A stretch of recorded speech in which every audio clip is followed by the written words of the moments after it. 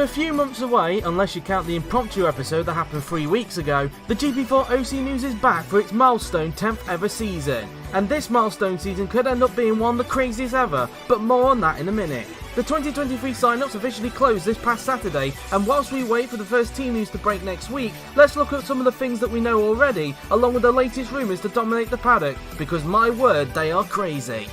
Let's start off with what we know. The first thing we know is that Alfa Romeo and Sauber will be splitting up at the end of the season, with them being known as Sauber again from next season, and AlphaTauri will be pulling out at the end of the season, with their vacant slot being taken by the returning Toyota. We've already been in detail about AlphaTauri and Sauber in the impromptu episode, so I will not go through them again, so we will focus mainly on Toyota. The Japanese outfit will return to the top class for the first time since 2009, and there is a sense of unfinished business for the team. They are determined to do what they didn't do last time, which is win the world title, which is why they have brought along the successful Gazoo Racing outfit to hopefully get them to that position in the future.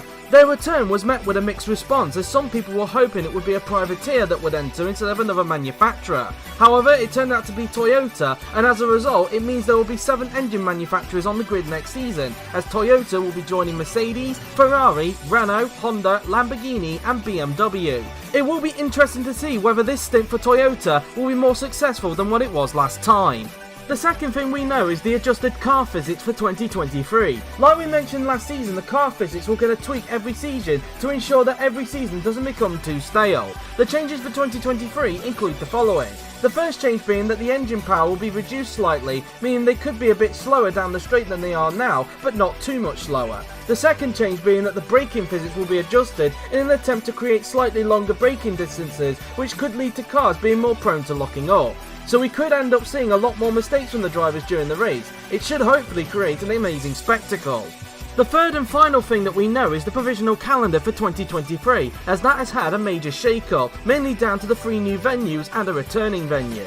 First, the United States Grand Prix will switch location from the Circuit of the Americas to the popular Road America circuit in Wisconsin, and it will host the opening race of the season instead of the Australian Grand Prix in Melbourne, which has been pushed back to round 14 before the Japanese Grand Prix at Suzuka. The Brazilian Grand Prix at Interlagos makes its welcome return after a season out, this time hosting the second round instead of the season finale. Spain, like with Italy, will have 2 races next season, with Barcelona still hosting the Spanish Grand Prix, whilst Aragon will make its debut in the top class, hosting the first European Grand Prix since 2016, when Baku made its debut.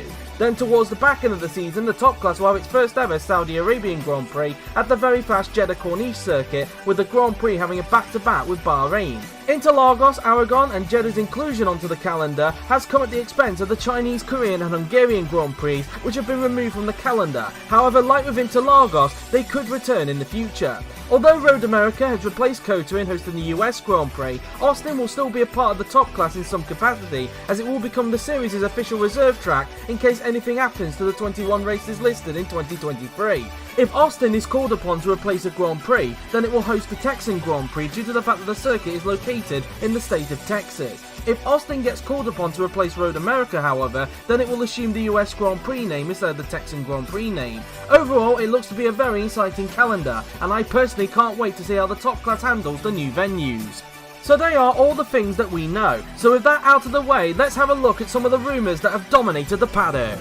Starting off with the 2023 pick order, which is on your screen right now. There were 2 new rules which were brought into this season's sign-ups in an attempt to make people more braver when it came to their picks. The first one being that drivers were not allowed to put a reserve choice as one of their options, with reserve roles now being determined by whoever the best candidate is out of the ones who missed out on a drive. Anyone who puts the words test or reserve in at least one of their choices, their sign-up wouldn't count. But the biggest new rule came in the form of the number 4 choice. If a driver's second and third choice was ineligible due to the pick order, then their 4th choice would become eligible regardless of the pick order, ensuring that every person would have at least 2 eligible choices. If either their second or third choice became eligible, however, then their 4th choice would follow the pick order rule. So with that out of the way, let's look at some of the rumours. Out of the 22 top class drivers competing in 2022, 20 of them signed up. The 2 that didn't are Amelia Wilson and Jake Galloway. Amelia, of course, will be retiring from the OC after her home race at Austin, meaning there will be at least one new driver at Sauber next season. However, for Jake Galloway, his reason for missing out on the sign-ups is the same reason as Matteo Catalan's during the 2020 sign-up. He missed out by a few minutes, meaning he will have to compete in either DTM, Formula E or World Champ Car in 2023 if he wants to continue in the OC. This means as a result, Ferrari will have at least one new driver in their lineup. Now, on to the main rumours, starting off with the current top two teams, Red Bull and Mercedes, as both of them could be very spicy. Red Bull are highly likely to keep Evan Byrne for another season, however his teammate could be a question mark, as George Root's future at the team is not so secure, given he has competition from a driver who before the silly season began, you wouldn't have thought would be in the running. That person being current Mercedes driver and former Red Bull driver Amar Kar, who could return to the Austrian energy drinks company in 2023, given he has put them as his number one choice, with Mert being his number 4 backup choice, so his chance to move back to Red Bull fall through. However, Amar isn't the only one who could leave Mercedes at the end of the season, as his teammate Franco Lopez might also do the same, given he's put another team down as his number 1 choice, which we will get to later. Like with Amar, he's put Mercedes as his number 4 backup should anything go wrong. Because of the rumours surrounding both Franco and Amar, there is a very good chance Mercedes could have a brand new lineup in 2023, with these drivers being candidates for Mercedes. These being current Lamborghini driver Laura Chung, as she's made it clear in her sign-ups that she wants to leave Lamborghini at the end of the season, current McLaren driver Joseph Willows, who's looking to get a 3rd world title before he retires, Miklos Gau due to AlphaTauri pulling out at the end of the season, and current Renault driver Jesus Perinen, who given the pick order is more likely to leave Renault at the end of the season as a result of Mercedes being behind Renault in the pick order. Jesus luckily has a number 4 backup choice should his Mercedes chance fall through, but we will get onto them later. It will be fascinating to see which direction Mercedes end up going in. Moving on to the team who so far this season have at times unstable the top 2 teams. That team of course being Renault, who currently lie 3rd in the Constructors' Championship. Frenchman Romain Quarg, who is having an amazing season so far, is highly likely to remain with the team for another season. However, as mentioned earlier, Jesus Perinen is highly likely to leave the team at the end of the season due to the pick order, meaning that Romain will more than likely end up with a new teammate. 3 contenders have emerged as potential candidates to replace Jesus next season. These being current Aston Martin driver Johannes Martins, who thanks to the pick order is highly likely to leave Aston Martin at the end of the season, current Williams driver Felix Sontag, who has put Williams as a number 4 backup should his chance at Renault fail, and 5-time world champion Florian Volker, who could return to the top class in 2023. However, he's more likely to be with another team, which we will get onto later.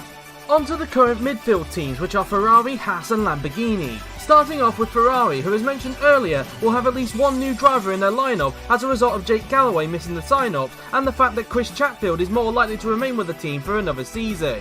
3 contenders stand out, which are current Aston Martin driver Andre Vaderi, who has made it clear in his sign-ups that he wants to leave Aston Martin at the end of the season, current Ferrari reserve driver and current Nissan Formula E driver Dominic Pacelli, and the biggest one of them all, which might surprise you, George Root.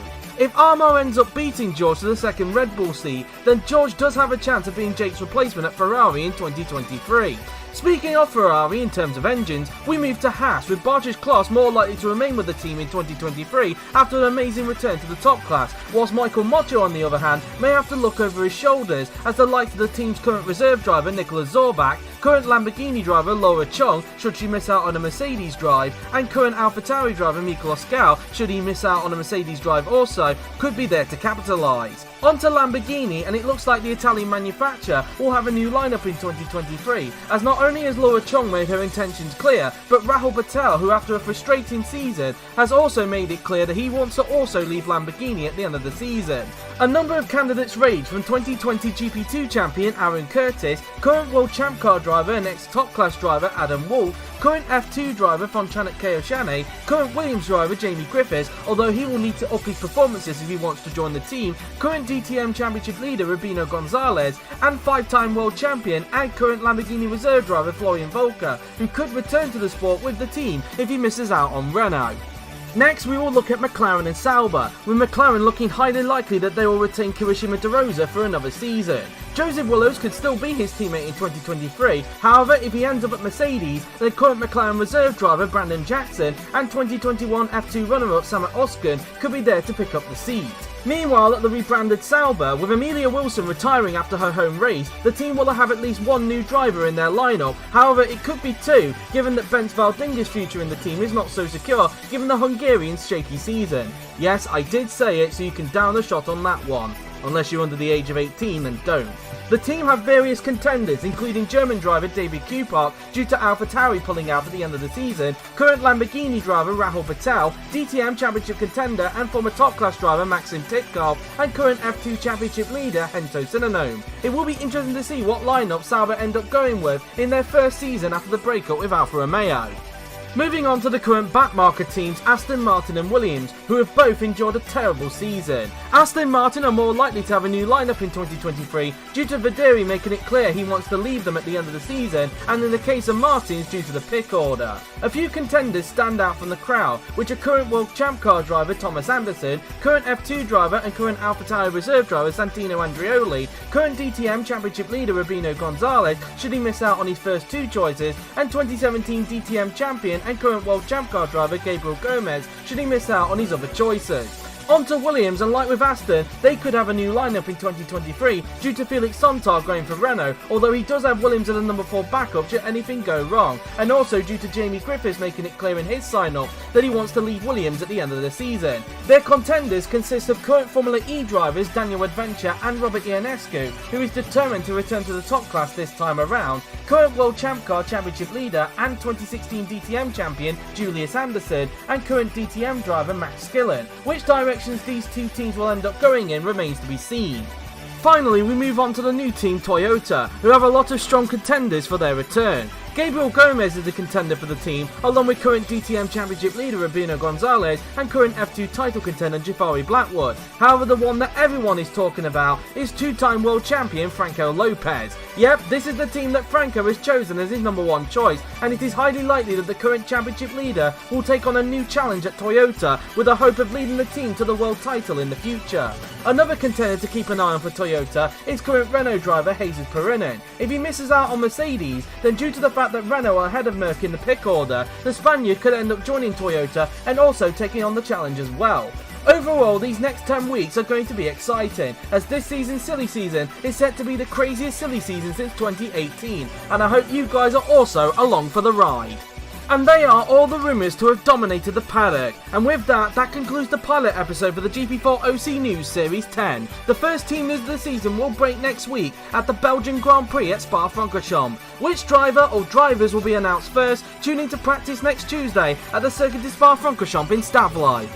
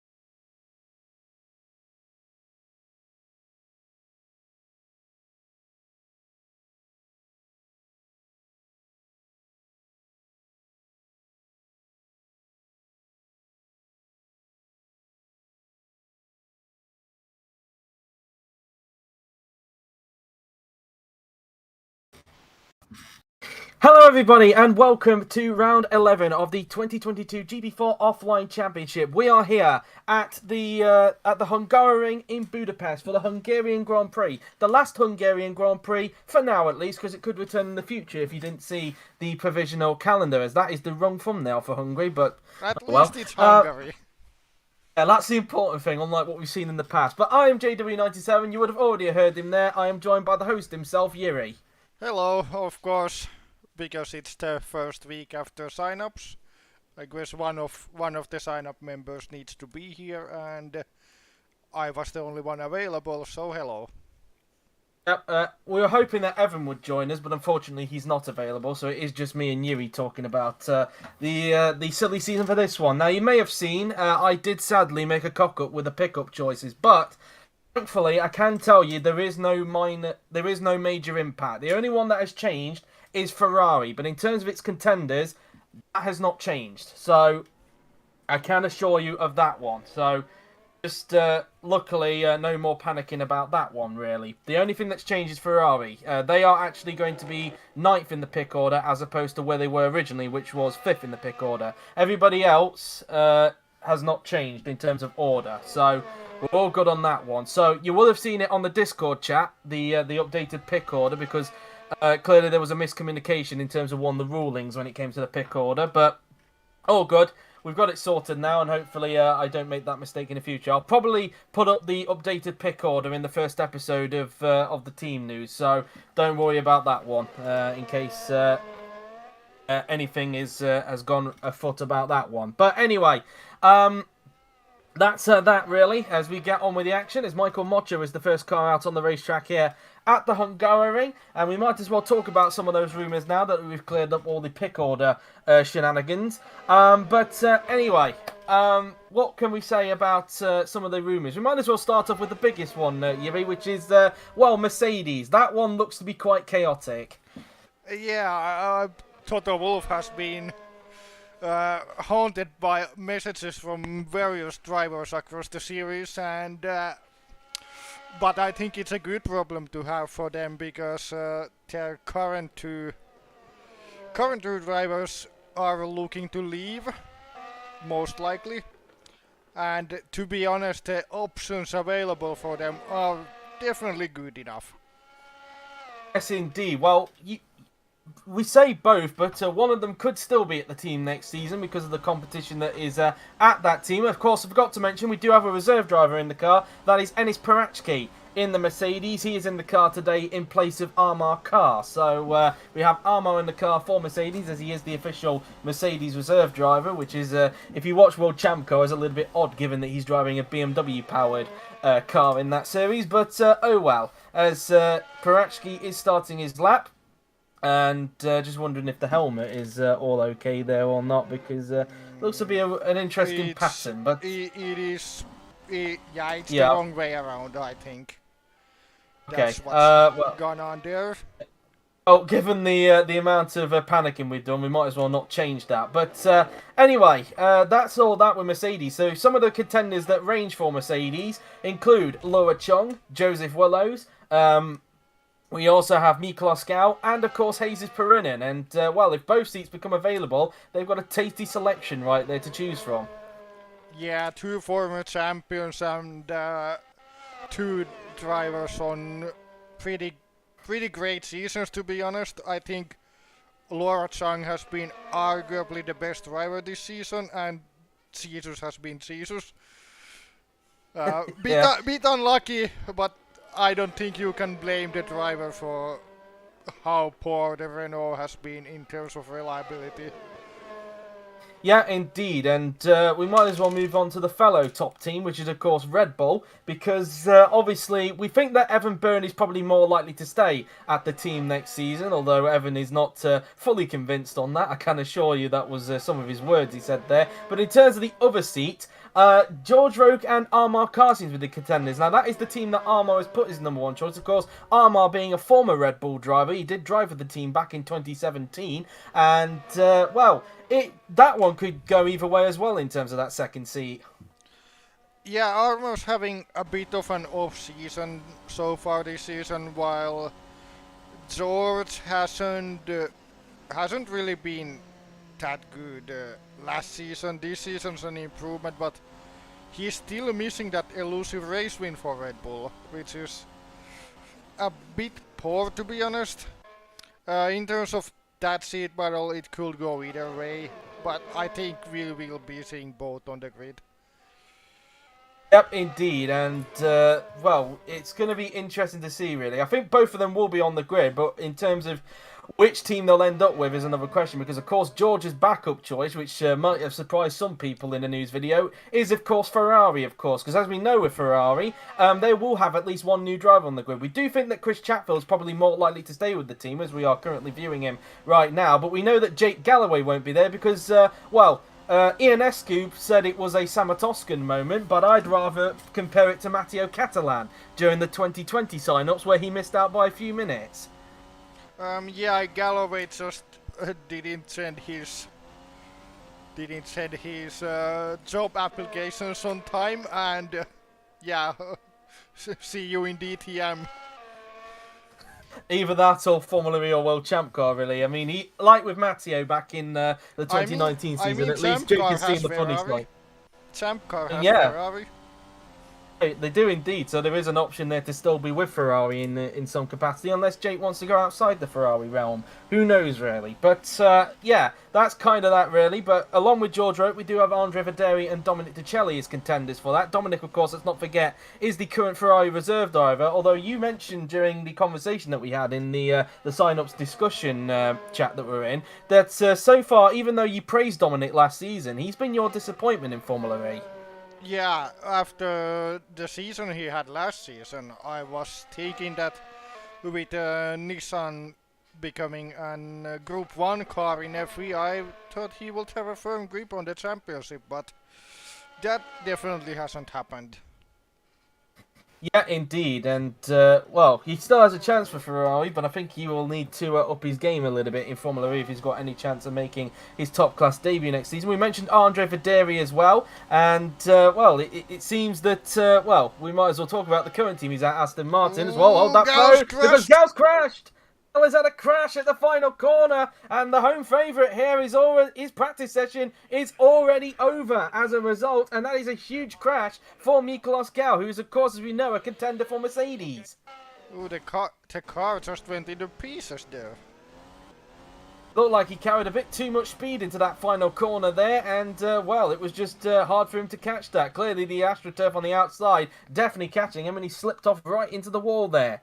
And, well, a huge crash from Miklos Gau, and as mentioned, that's his practice session done with due to the spare car ban. He's went into the wall at 150 kilometers per hour. Jeez, that is a very high speed there for the Hungarians. The Hungarian fans are not going to be happy, along with the fact that the Hungarian Grand Prix is not going to be on the calendar next season. That Haas was very lucky not to collect any debris coming out the final corner there. Not sure which Haas that was, but still very lucky to not get any debris. But that's Gau's session over. He's down in 14th position, so he won't get any more money running until qualifying, which will be, of course, after this. But back to Andre Verderi, as you sort out the spare car ban for Miklos Gau. It does seem like Aston Martin are looking at a new lineup because Andre Verderi has made it clear in his sign-up choices that he wants to leave the team at the end of the season, and Johannes Martins, because of the pick order, and because Renault are actually behind Aston Martin in the pick order, and because he's got other choices as well that he's eligible for, it looks like Johannes is out of Aston Martin as well. Yeah, sorry, I cannot concentrate when I'm trying to calculate. Alright, I'll hold that thought for the moment then, whilst you sort that out. But yeah, Aston Martin possibly looking at a new lineup. Williams could possibly have a new lineup as well because of the fact that Felix Sontag has gone for Renault in his choices. But luckily, he does have Williams as a backup choice. So yeah, that's that really, unless my sign-up thing is messed up, which I don't think it has. I don't think Felix at all at one stage put Ferrari as any of his choices, so I don't think he should have any problems, and no, he didn't, so Felix has not got anything to worry about there. So that's that really. But yeah, back onto the Aston Martin point, as the spare car ban is now on Gal's car. It looks like they could be looking at a new lineup next season, with Vaderi making it clear he wants to leave the team at the end of the season in his lineup choices, and also because Johannes Martins, because he's put Renault as his first choice, it means that he's probably not eligible for Aston Martin, because I do believe one of his number 2 and number 3 choices is eligible, so it means his 4th choice goes towards the pick order, and that, which was of course Aston Martin, and he's now not eligible for that. Yeah, to be honest, I think Aston Martin will be completely different from this season in terms of the lineup, and their trend was down, and their car isn't good this season, so that's probably going to be a tough place to be next season, whoever goes there, but also an opportunity if a new driver gets the seat.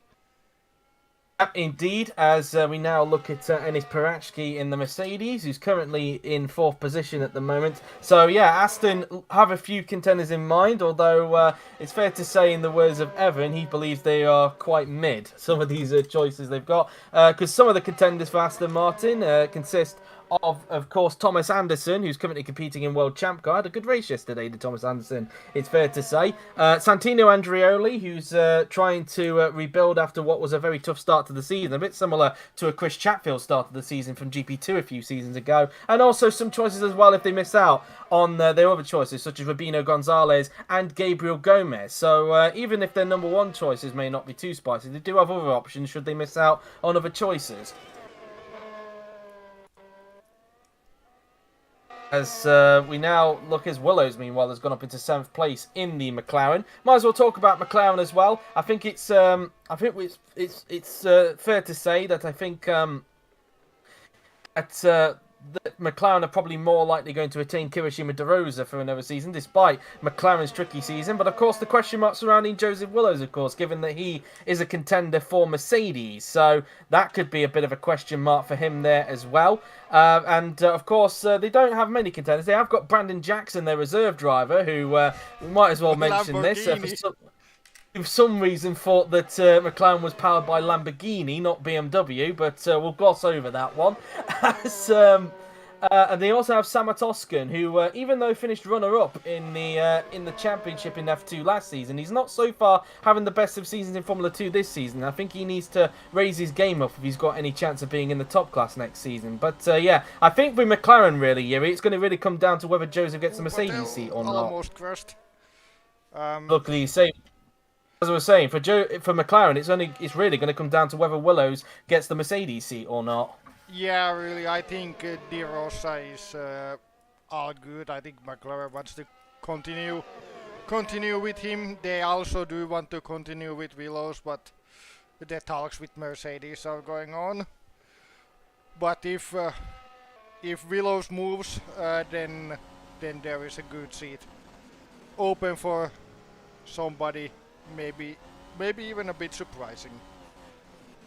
Yep, indeed. Of course, Joseph Willows made his intentions clear that he wants to get a 3rd World Championship before he retires. Could he maybe make his way over to Mercedes? Who knows? He has got some tricky competition, though, if it stands his way. Of course, Carr is still a contender for Mercedes, let's not forget. So is Lopez, if they miss out on their number 1 choice, because they played it very smartly with their choices there. But, yeah, that's pretty much that really. We know Lopez ain't staying. Well, we'll see. And you never know. He might end up having a bit of a flop here at Hungary, and it then puts the whole perspective into question. But anyway, as we now look at Amelia Wilson, who of course is retiring from the top class after her home race at Austin this season, and well, we'll have to wait and see who ends up replacing her for those final 4 races. But there will be at least 1 new seat at Sauber, though, anyway, and but it could be 2 because Bence Valdinga's future at the team not so secure, it's fair to say. Yeah, not secure. I'm trying to think what teams is Waldinger fighting for now. He's obviously put Sauber as his first choice. I think the other choices that he's got, and I will quickly check this whilst I've got the thing open. Bence has also got, because obviously let's not forget with the new rules, of course, they obviously have to have 2 eligible everyone will have at least 2 eligible choices now. And with Bent, I think his other choice, if I look around, he did, in fact, better idea, because luckily this is a great tool you can have. You can press find and then find his name pretty easily here. Great thing with spreadsheets, that is. He has, obviously, Sauber, and he's got Haas down as a choice. So, for him, really, I mean, if you look at the Haas competition, it's maybe a little bit tougher, Ben. So, really, he's got to hope he stays at Sauber, really. That's a bit tough. I think if he's in good form for the second part of the season, I think staying at Sauber could be an option for him. So it's not done for him. Indeed, but as mentioned, we will have there is competition for that, including David Kupak, Rahul Patel, and Hento Sinanome.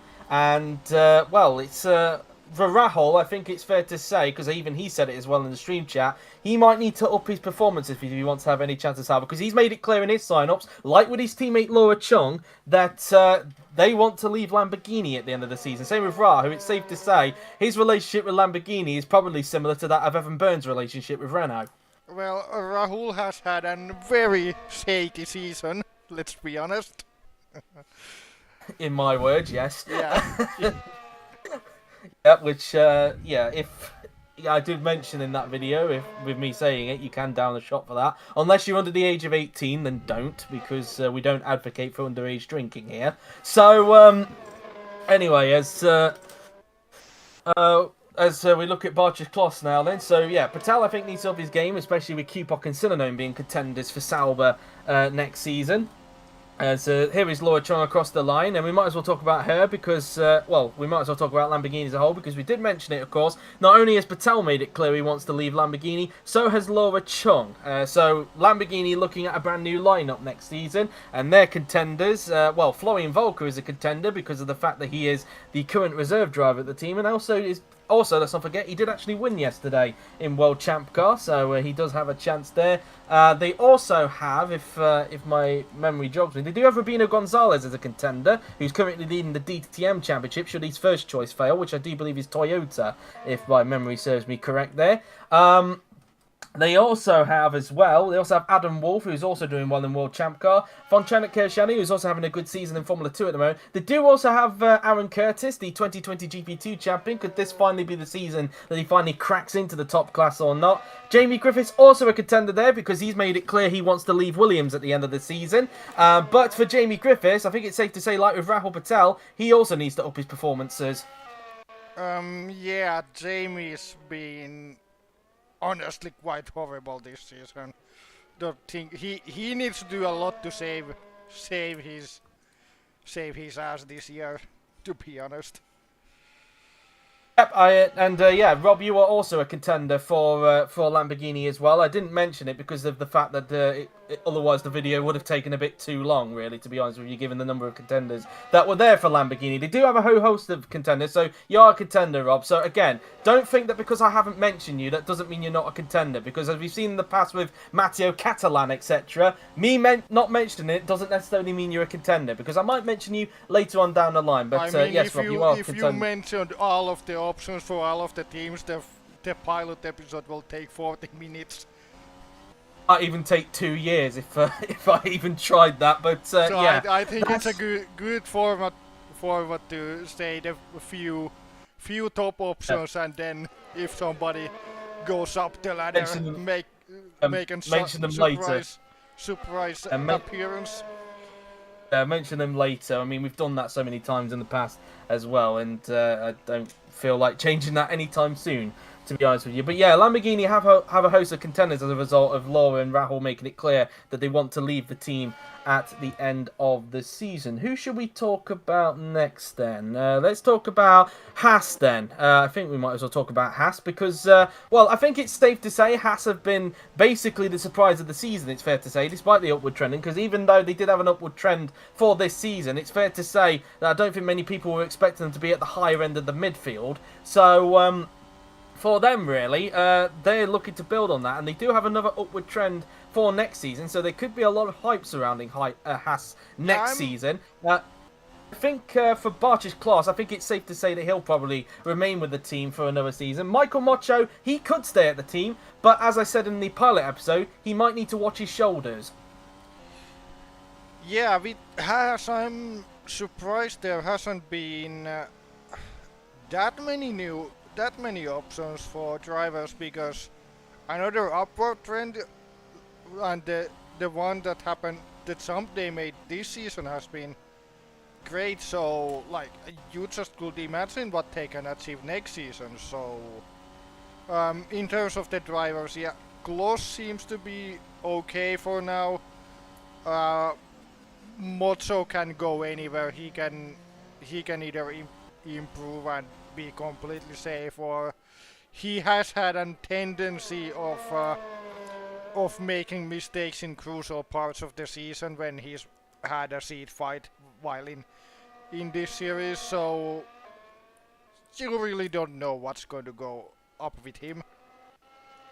No, definitely not, and it will be very, very interesting, that is for sure, if Michael can retain it. Of course, if he doesn't, there are contenders, including Nicholas Zorbach, the current Haas reserve driver, who's actually having a good season in Formula 2. You also have, we obviously mentioned Bence Valdinga, but I think he'll need to up his performances if he's got any chance. Laura Chung is a contender if she misses out on Mercedes. Same with Miklos Gall as well, if he misses out on Mercedes as well. And, yeah, it should be interesting to see what happens with Haas, really. Now we'll move on to Williams, because we've already talked about Aston Martin. They could have a new lineup next season, because of course we know that Felix Sontag is trying to go for the Renault seat next season, but he does have it as a backup choice, luckily for him, in case anything goes wrong. Speaking but we of mentioned Renault, that. Oh, hang on, we've got a problem for Roman wheel? Quan.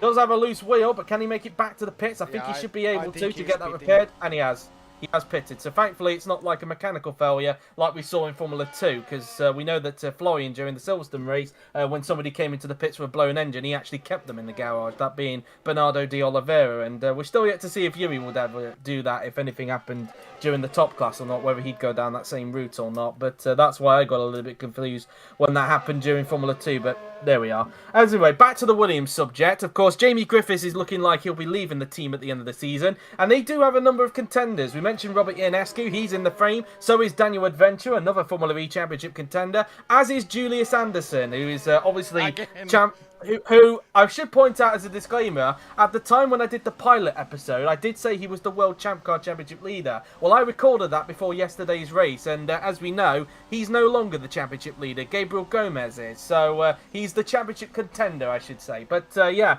either way, Williams do have some very strong options. Yeah, and I think these drivers have noticed the upward trend of Williams, and who knows how big of a jump they make. Sometimes it can be a massive one, sometimes not so massive, but yeah, they have some serious competition, which is always good. And yeah, I do think there's couple drivers with advantage, because few of the names in the list have been performing well for multiple seasons in a row now. Indeed. Now we'll talk about Toyota, of course. We've already mentioned about Franco Lopez and him possibly more likely joining the team next season. He visited the factory already. Oh yeah, that's what he said on Discord. He's already been to their factory in Cologne, so he's obviously made his way around the factory, of course. But we might as well talk about other contenders. We mentioned Rubino Gonzalez, Jafar Batwood and Gabriel Gomez, but of course we did mention as well that Jesus Perinen has a chance of being at Toyota due to the fact that Renault is ahead of the fact that Renault is, of course, ahead of Mercedes in the pick order, meaning he's ineligible for that. So it means that Jesus will probably leave Renault at the end of the season. And we'll actually get onto Renault in just a little bit, actually. Yeah, could you potentially maybe see a Lopez-Perinen partnership at Toyota next season, should Perinen, of course, fail with Mercedes? I mean, what a lineup that will be, to be honest. I think for a newcomer team, that is an insane lineup.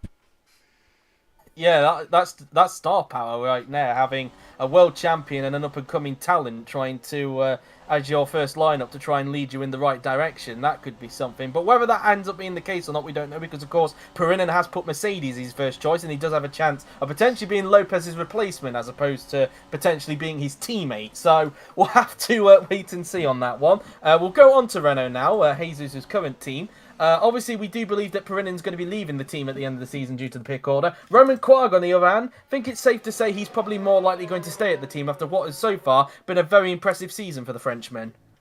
Yeah, he's been good all season. He was also good last season, and I think Renault signing the papers with him is just a matter of time.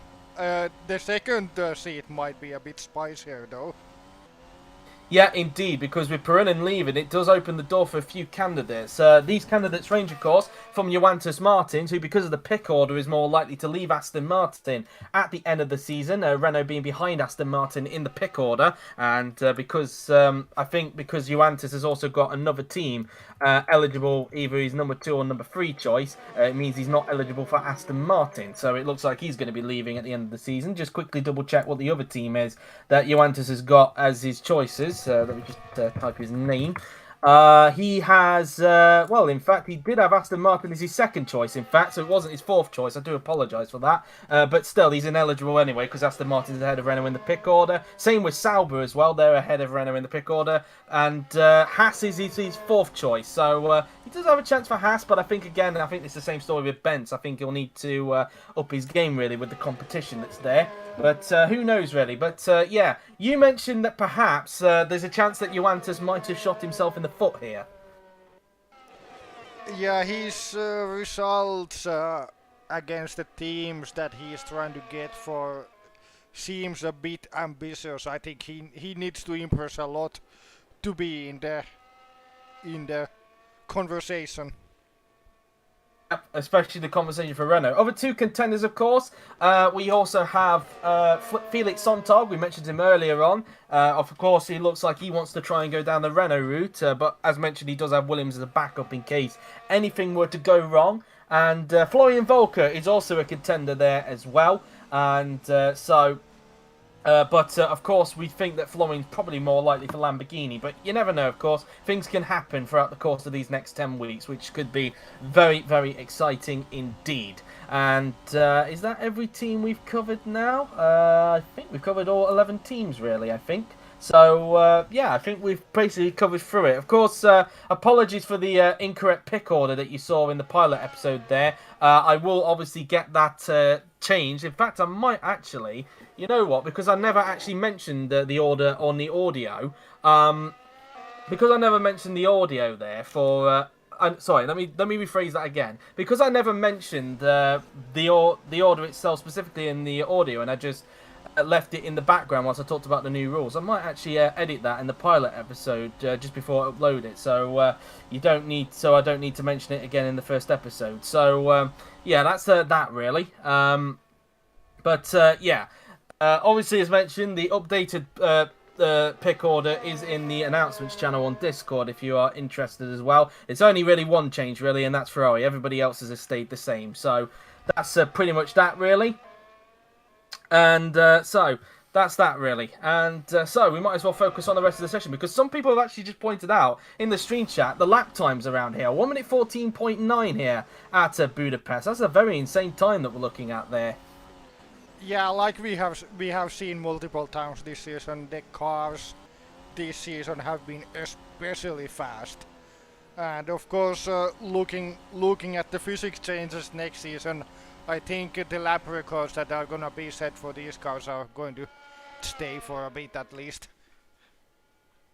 Indeed, as Roman Quarg now then making his way down towards turn 1 now then, as he well, he's just passed there as I was looking at it in the stream there. I was meant to look at it over here, but yeah, lap times look to be quite impressive when we get to qualifying. Of course, the tyres we're using for this race is the soft tyre, so it could be a bit of an indicator whether the 2-stop or the 3-stop should be the way to go for these tyres. I mean, if you're on a 1-stop, then especially around this track, I think it's safe to say you're probably playing it brave there. Well, there cannot be a 1-stop anymore, because we have the new strategy chances have gone into effect starting for this round, as we decided after the test race. So the new strategy changes are, well, because there's 13 minutes, I can explain it a little bit. So on the soft tires, the most common strategy used by the teams will be a 3-stop with a small but still realistic chance of the teams picking the 2-stop,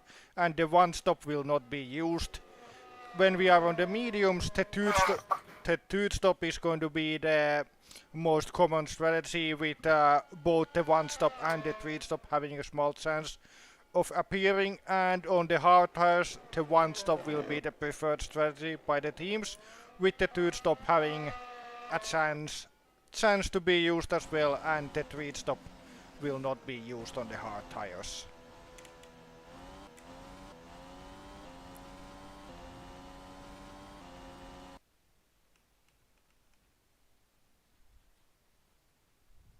As while I was explaining that, Joe is changing his headphone. I am indeed, and just trying to get it sorted out here. Hang on, for some reason it's not coming up. Just bear with. As Yeah, I think you can still hear me anyway, but just trying to get the headphones on at the moment. I think I've got them on now, so let's see. Well, they are on, but I can't. I don't. Can you? Can I hear you? I can hear you. It works. Okay, so I had to change the headphones there because my other ones were dying on me there, which is a bit of a shame. But anyway, whilst we've got this session in the way, we might as well talk about some other things as well. Whilst you're here as well, which you can go a little bit more detail. Of course, for starters, we might as well talk about the physics change, because there are slight physics change for this season. I mean, you've said that you'll be constantly tweaking it every season to make sure that it doesn't become too stale, really, every season. And we could be looking at some longer braking distances next season. Yeah, the power of the brakes on the cars is going to be lowered a bit, and the braking distance might become slightly longer. I'm not sure it will be that noticeable in the broadcast of the OC, but I do think it might make lockups more common for the drivers.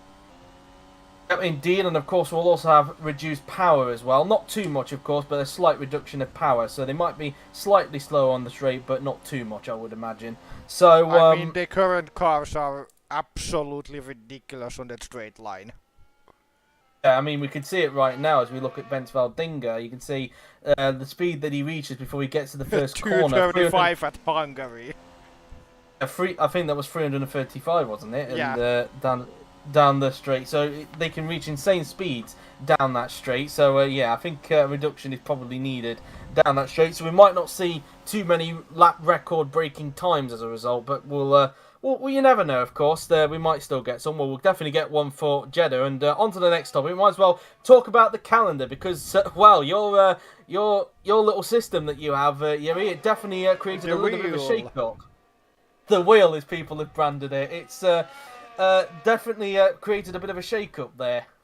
Yeah, a big shake-up in the F1 calendar. And, of course, this is fantasy era. And I like that we can do a system where we can use all kinds of different tracks. I think it's great.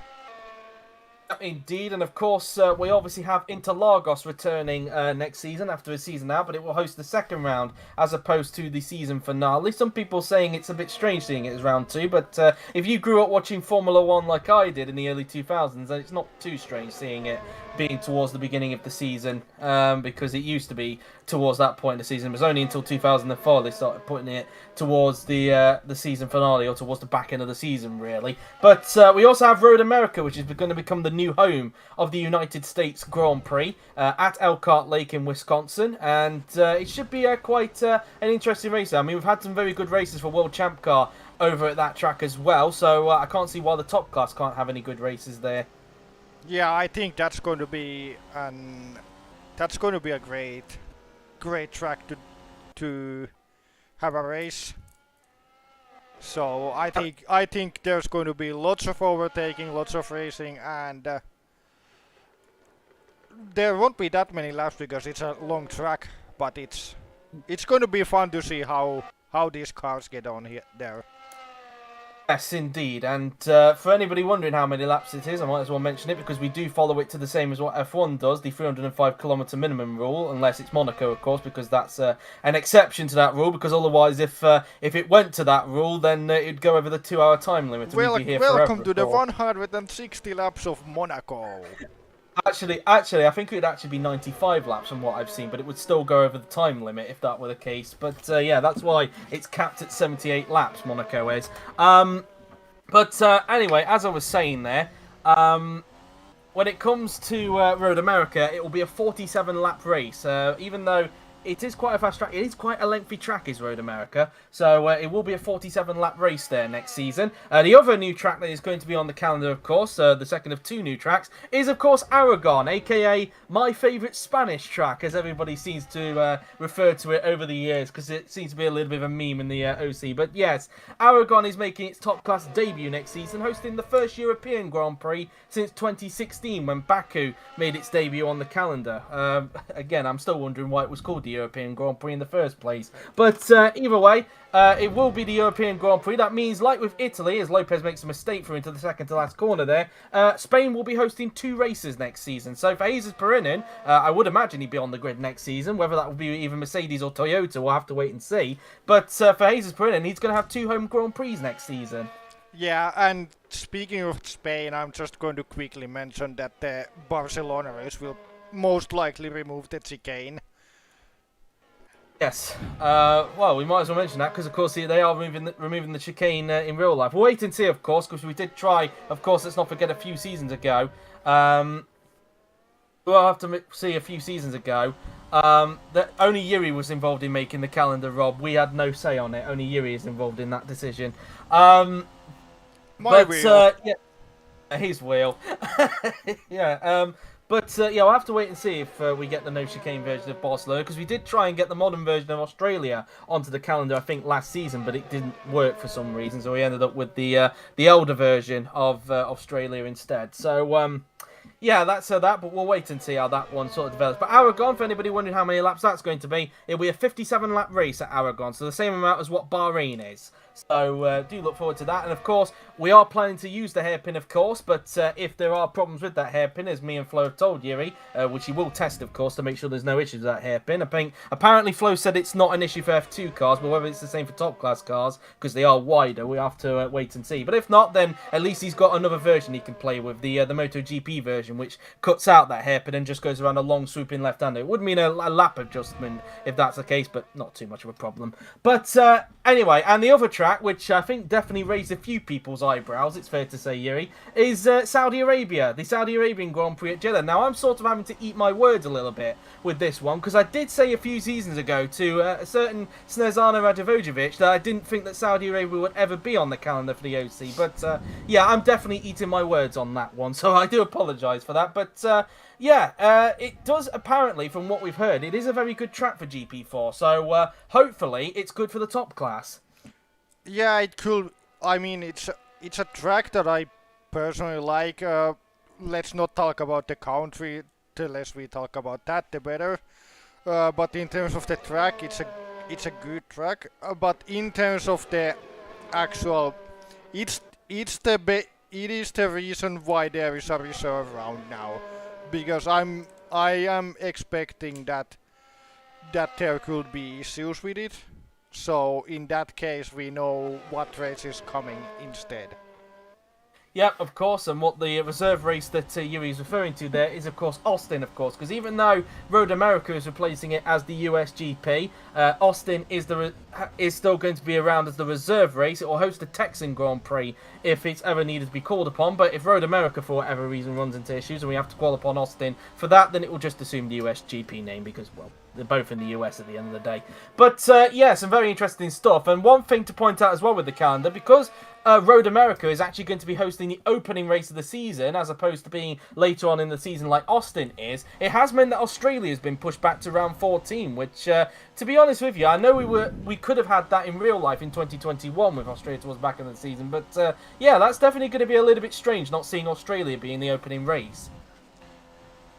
Yeah, it has been the traditional opening race for real F1 and the OC for many seasons. Of course, in real F1, it's not the opening race anymore there either. But I think just having a variation in the calendar is good, and sometimes more, sometimes less. It's a good thing about the wheel. I like the wheel. Indeed, and because of the maximum 21 races rule that Yuri brought in when the fantasy era came in, it has meant that 3 races have to be chopped off to the calendar to accommodate these new venues. Those, of course, being the Chinese, Korean, and where we are right now, the Hungarian Grand Prix. I think China and Korea wasn't too much of a surprise because I think it's safe to say, given the issues that China had this season, particularly with one corner, I think it's safe to say Yuri nobody was too surprised seeing that one go.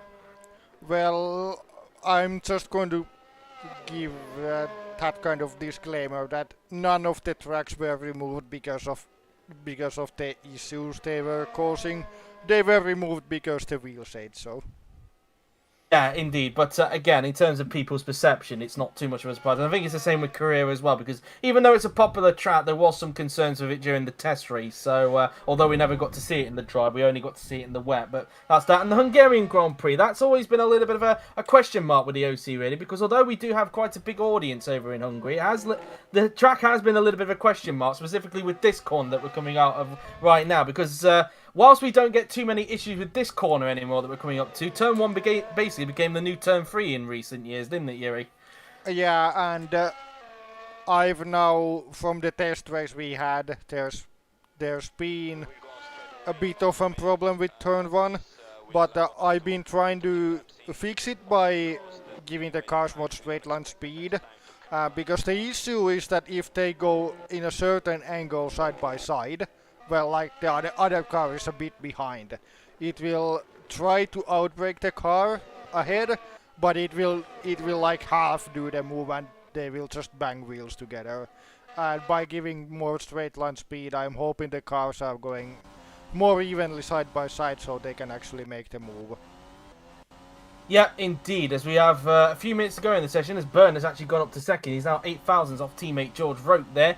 So we're actually going to ride on board now for the remainder of the session. Now then, a Red Bull 1-2 is currently at the top of the standings. Out of Byrne, Quag, Parachki, Lopez, Patel, Galloway, Chatfield, Mocho, Perrin, Chung, Willows, Kupok, Wilson, Valdinger, Kloss, Videri, DeRosa, Gal, Griffiths, Sontag and Martins there. Sontag and Martins, the only 2 drivers to be over 2 seconds off of George Rote. Perrin crossed the line, no improvement. He stays in 10th position, so again seems to be a little bit an inconsistency issue with Renault at the moment, as now Galloway makes his way out of the final turn and onto the pit straight now. Then he will go as Galloway crosses the line, no improving, he stays where he is. Lopez now then across the line, he will go, he doesn't improve and stays where he is. DeRosa doesn't improve. Chong across the line, no improvement for her. Patel back in the pits. Here comes Andre Videri. Across the line, no improvement for him. Martin's just starting a lap, although it looks like he's going to get compromised by his own teammate there.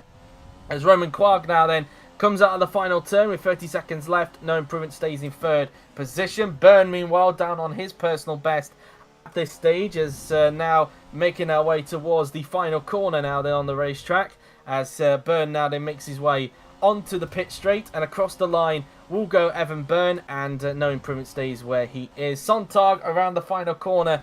He will go now then, as the German now then will make his way onto the pit straight, and across the line he will go, and he does not improve. Willows doesn't improve. 2 seconds, 1-0. Valdinger just in time to do a lap. Mocho not. So Valdinger is the last one to cross the line there. Parachki, no improvement. He stays where he is. Of course, he'll hand the keys back over to Armar Carr for qualifying. Jamie Griffiths across the line. No improvement for him. 1.9 seconds off his personal best, so don't know if he got held up or not. Hazes Perinen across the line. He will go in the Renault. He doesn't improve. Stays where he is. Jake Galloway comes out of the penultimate corner. He now makes his way into the final turn and onto the pit straight now. Then he will go as the Ferrari driver will now cross the line, and he does not improve, stays where he is. Franco Lopez across the line, he will go, no improvement for him either. As we look at Johannes Martins, is up on his personal best despite being held up by his teammate earlier on, and he is going to improve by a massive amount, goes up into 15th position, so that suggests to me that maybe he was having problems with his lap. So it's now only Sontag that's the only one that's over 2 seconds off the pace. Quag, no improvement, stays where he is. Byrne is just coming around the second to last corner now then on the racetrack, as now he will now come towards the final corner, and now onto the pit straight now then will go the Irishman, as Byrne is now going to cross the line, and he does not improve. He stays where he is. Willows, now then, around the final turn he comes. He's currently in 12th place. Maybe a not too bad for McLaren, it's fair to say, although this season has been a disaster for the team. Willows crosses the line, no improvement. Chatfield just getting some mileage. And Valdinger, the last one to cross the line, no improvement, and that's practice done with Rope, Byrne and Quag, your top three there. So, yeah, so far, the Mercedes still need to, looking like they're holding back a bit before qualifying. Yeah, typical sandbagging from the team. Yep, it seems to be a trend with Mercedes. Well, we're just going to take a brief pause for the moment. Of course, we'll obviously turn the stream off and come back with a fresh stream for qualifying. But in the meantime, guys, I've been JW97. He's been Yuri, and we'll see you in just a little bit for the qualifying session. See you in a bit.